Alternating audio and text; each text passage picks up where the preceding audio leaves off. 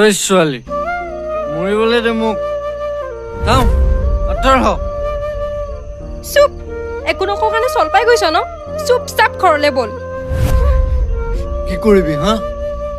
কোন হয় তই মোৰ কোন আছে মোৰ সৰুতেতো মোক একো কোনো নিশিকালেও না শাসন কৰিলে এতিয়া মোক এইবিলাকৰ একো প্ৰয়োজন নাই কি প্ৰয়োজন আছে কি প্ৰয়োজন নাই সেইবিলাক পিছত গম পাবি বল তই এতিয়া ঘৰলৈ বল বল বল উঠ